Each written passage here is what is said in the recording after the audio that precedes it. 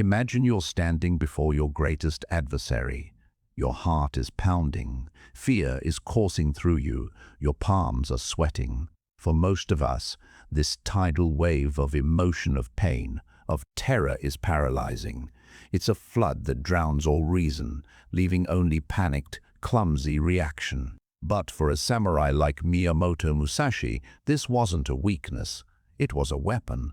He didn't crush his fear, he sharpened it. He didn't suppress his pain, he transformed it into a lens of absolute clarity. This is the story of how ancient warriors discovered a kind of psychological technology that let them observe their own emotions without being controlled by them.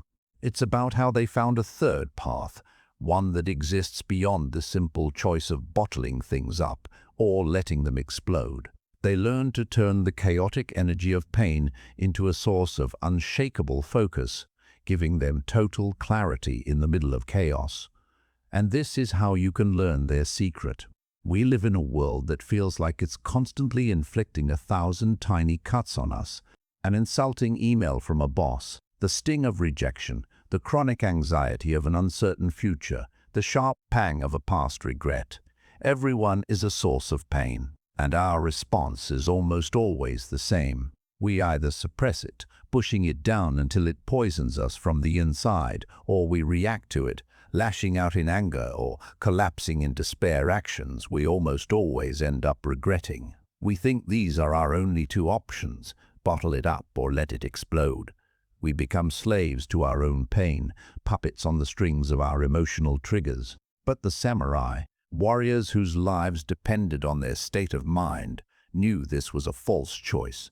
They understood that to be a slave to your emotions on the battlefield was to be already dead. They needed a different way, not a way to become unfeeling, but a way to feel everything without being moved by it, not a way to eliminate pain, but to harness its energy. They called this state many names, but you can think of it as a form of profound emotional detachment. Now, this isn't the cold, distant detachment of someone who just doesn't care. It's the powerful, centered detachment of an observer. It's the ability to stand in the eye of your own emotional hurricane and see everything with perfect, unclouded vision. This is the samurai mind trick: to transform pain from a master that dictates your every move into a tool that serves your highest purpose. It's a skill forged through discipline and understanding, and it all begins with a single revolutionary idea. The first and most fundamental principle is to learn to observe your emotions without absorbing them. The samurai had a name for the ideal state of mind for this, Mushin, which translates to mind of no mind.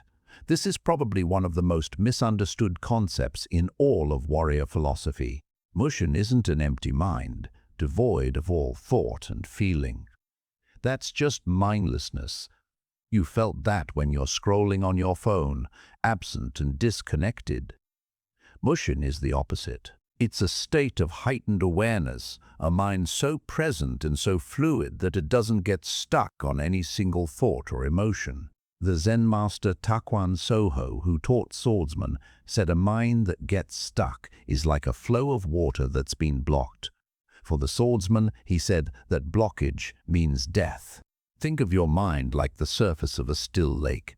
An emotion like anger is a stone thrown into it.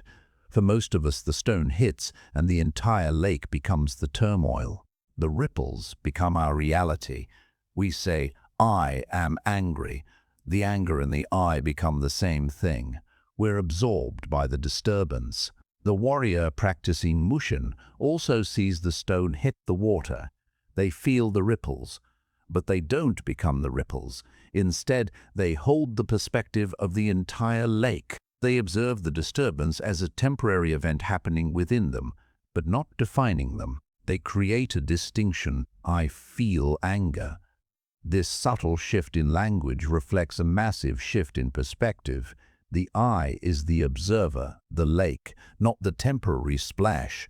The most legendary duel in Japanese history is the ultimate testament to this. The year was 1612, and Miyamoto Musashi was set to face his greatest rival, Sasaki Kojirō. Kojirō was known as the demon of the western provinces. a master swordsman famous for his impossibly long blade and his signature turning swallow cut. The duel was set on the remote island of Fudōshin. Kojirō arrived early, dressed perfectly, pacing the beach. He was at the peak of his powers, and the weight of it all, the anticipation, the crowd of officials, his own reputation, all of it just cranked up his tension. Hours passed. Musashi was nowhere to be seen. As the sun climbed higher, Kojirō's anticipation soured into frustration, then into pure rage. By the time Musashi's little boat was finally spotted, 3 hours late, Kojirō was consumed by it. Musashi emerged, the complete opposite of his opponent. He was unkempt, his hair untied. Instead of a fine steel katana, he carried a crude wooden sword he'd apparently carved from a spare oar on the ride over.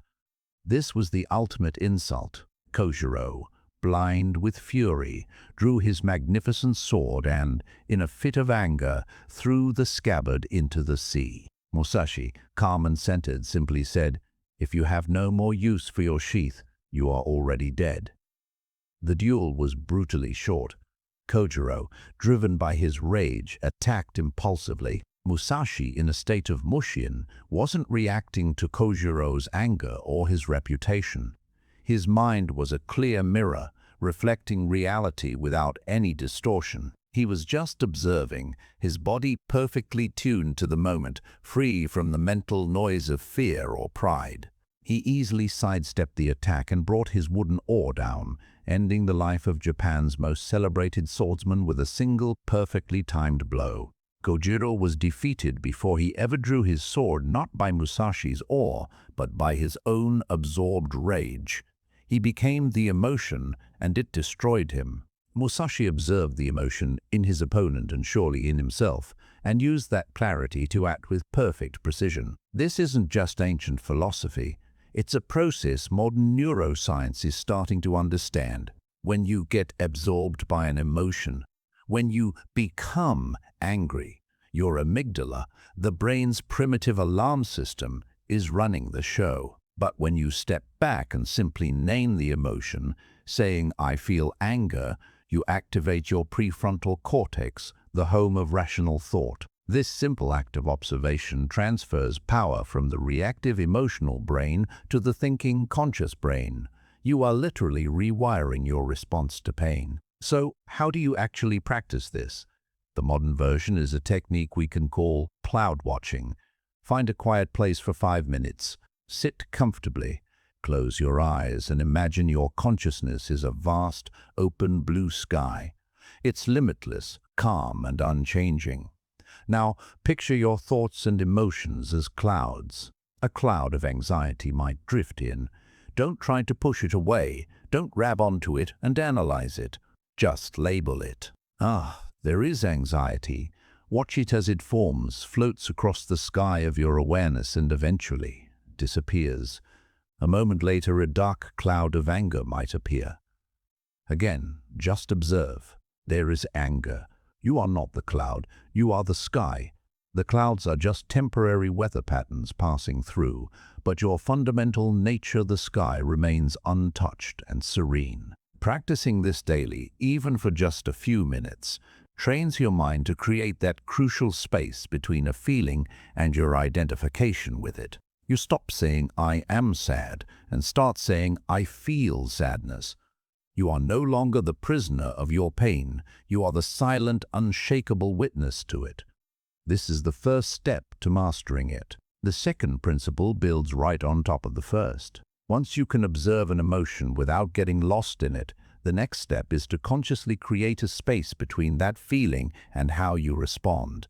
This is the principle of ma.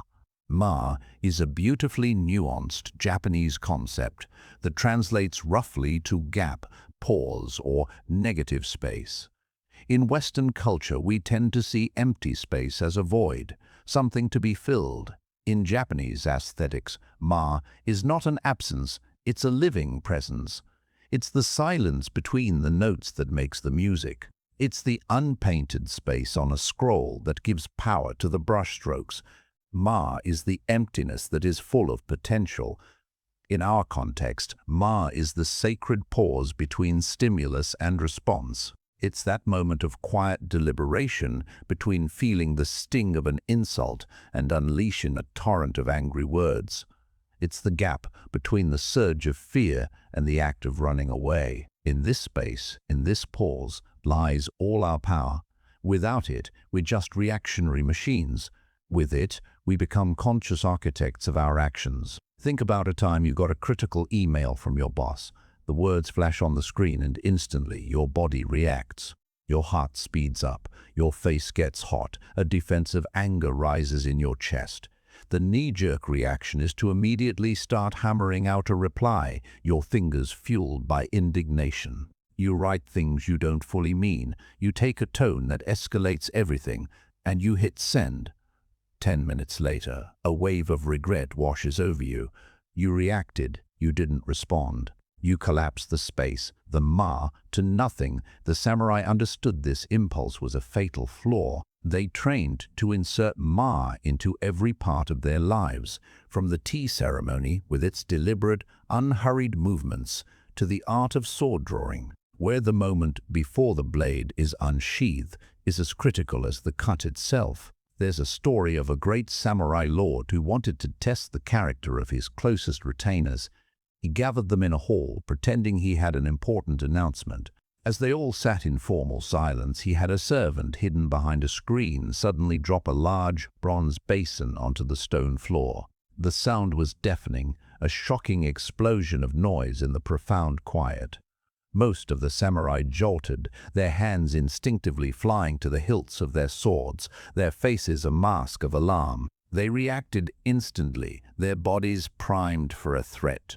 But one older, veteran samurai remained perfectly still. He didn't flinch, he didn't reach for his weapon. His eyes simply scanned the room, assessing the situation. After a moment of observation, he turned his gaze back to his lord, his expression calm and questioning. He hadn't suppressed his surprise. He had simply allowed a moment of matu exist between the startling sound and his reaction. In that split second, his trained mind assessed that the noise wasn't an attack, that there was no immediate danger. His response was considered inaction, while his comrades were lost in mindless reaction. That, the Lord later declared, was the man who possessed the true mind of a warrior. This pause isn't just a psychological trick, it's a physiological one. A strong emotional trigger, like that sudden noise or that critical email, kicks off what's known as an amygdala hijack. The emotional brain takes over, flooding your body with adrenaline and cortisol, preparing you for a fight or flight that rarely needs to happen in the modern world. You lose access to your rational mind. The conscious act of pausing interrupts this. The most powerful tool for creating this pause is your breath. Controlled breathing is a direct line to your nervous system. By deliberately slowing your breath, you send a signal to your body that the threat isn't real, that it's safe to stand down. It activates the vagus nerve, which slows your heart rate and shifts you out of that panic state and into a calm one.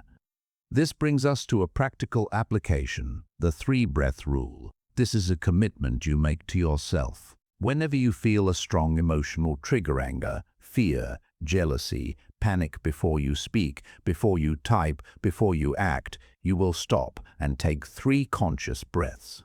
This isn't just a casual, take a deep breath. This is a structured, mindful practice. Breathe in through your nose for a count of 4. Hold your breath for a count of 4. Exhale slowly through your mouth for a count of 6. Repeat this 3 times. During these 20 seconds or so, you're doing something profound. On the first breath, you're creating the ma. You are stopping the runaway train of reaction. On the second breath, you're reclaiming your body. You're using the exhale to consciously release the physical tension that has built up in your shoulders, your jaw, your hands. On the third breath, you're reclaiming your mind. With the immediate physiological threat neutralized, your rational brain starts to come back online. You can now access reason, empathy, and long-term strategy. After these 3 breaths, you get to choose your response. You can choose to ignore the email. You can choose to reply with calm, objective facts. You can choose to walk away. The point is, you now have a choice. You have taken the power back from the trigger and placed it firmly back in your own hands. You've mastered the art of the sacred pause. The third and final principle is the most profound, because it targets the very root of our emotional pain, our attachment to how things turn out. This is the principle of Fudōshin, the immovable mind. Fudōshin is a state of mental calm that can't be disturbed by chaos, inside or out. It's a mind so firmly anchored in the present moment and its own principles that it isn't swayed by the violent winds of hope or fear. This doesn't mean you don't have goals or that you don't try to win. It means your sense of stability, your inner peace, isn't riding on whether you achieve them. Most of our suffering comes from this attachment. We're tormented not by events themselves, but by our desperate desire for events to unfold in one specific way. We suffer because we desperately want the promotion, and we fear not getting it. We suffer because we're attached to the idea of a relationship lasting forever, and we're terrified of it ending. We suffer because our ego is tied to winning the argument, and we can't bear the thought of being wrong. This clinging, this desperate need for a certain result, is the source of our anxiety. Miyamoto Musashi, in the final week of his life, wrote down his life's philosophy into 21 precepts called the Kojirō, or the way of walking alone. Several of these speak directly to this idea of detachment. Accept everything just the way it is, he wrote. Do not regret what you have done, and most tellingly, be detached from desire your whole life long. This wasn't a call for apathy. It was a strategic directive for where to place your focus. The samurai who is attached to the outcome of a duel, who is thinking, I have to win this fight, is already distracted. His mind is in the future, worrying about victory or defeat. This distraction creates hesitation, and hesitation is death. The master swordsman, the one with an immovable mind, isn't focused on winning. He is focused entirely on the process. He's focused on perfect footwork, on maintaining the correct distance, on the angle of his blade, on the movement of his opponent's eyes. He is completely absorbed in executing the present moment perfectly. Victory, if it comes, is just a byproduct of that perfect focus on the process. After his unparalleled career as a duelist, Musashi put down his swords and spent his later years as an artist. He applied the exact same principle. When he picked up an ink brush, his focus wasn't on creating a masterpiece that would be praised for centuries. His focus was on the single brush stroke he was making in that instant. The texture of the paper, the thickness of the ink, the pressure of his hand. He detached from the outcome, the finished painting, and immersed himself in the process. He found his satisfaction in the doing, not in the result of what was done. This is the essence of the immovable mind. It gets its validation internally, from the excellence of its own actions, not externally, from praise, victory, or reward. This mindset is mirrored in modern performance psychology. Elite athletes are often coached to focus on process goals, like maintaining perfect form, rather than outcome goals, like winning the race. Focusing on the outcome creates anxiety, which hurts performance. Focusing on the process creates a state of flow, which, paradoxically, makes the desired outcome far more likely. So, how do we cultivate this immovable mind in our own lives, which are so defined by outcomes? The application is what we can call the way of the craftsman. Choose one specific recurring activity in your life. It could be your work, your workout routine, a creative hobby, or even a daily chore like cooking dinner. For the next month, commit to approaching this one activity like a master craftsman. Your entire goal is to shift your focus from the outcome to the process. If it's writing a report for work, don't focus on how your boss will react to it. Focus on crafting each sentence with precision. Focus on the clarity of your language, the logical flow of your arguments. Find satisfaction in a perfectly constructed paragraph, whether it gets praised or not. If it's your workout, stop obsessing over the number on the scale. Instead, direct all your mental energy to the perfect execution of a single repetition. Feel the muscle contract, control the movement, maintain perfect form. The quality of the action itself becomes the reward. If it's cooking dinner, let go of whether your family will love it. Focus on the sharp, clean cut of the knife through a vegetable. Focus on the aroma of the spices. Immerse yourself in the craft of cooking for its own sake. By practicing this in one area of your life, you start to rewire your brain's reward system. You begin to untangle your self-worth from what other people think. You learn that stability and satisfaction can be generated internally through your own focused effort in the moment. Your mind becomes less like a leaf blown about by the winds of success and failure, and more like a mountain, immovable and centered, regardless of the weather on its peaks. This is Fudōshin. The path of the samurai was one of lifelong training, and the ultimate battlefield wasn't some field of grass and mud, but the inner landscape of the mind.